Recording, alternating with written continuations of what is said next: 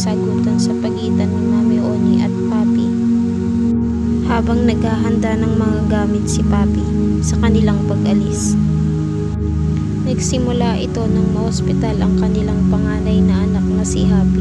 dahil sa dengue, at habang nakakumpine ito sa hospital ay sinundan naman ng mataas na lagnat ang kapatid nitong si Dodong. At dahil inaasikaso ni Mama Marie si Odi,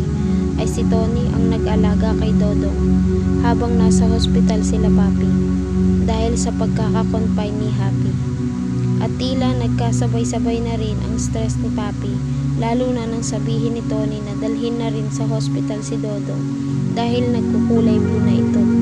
sa taas ng lagnat. At tila ikinasama ng loob ni Papi ang swestyong ito ni Tony dahil paliwanag niya, ikinonsultan niya ito sa kanilang doktor online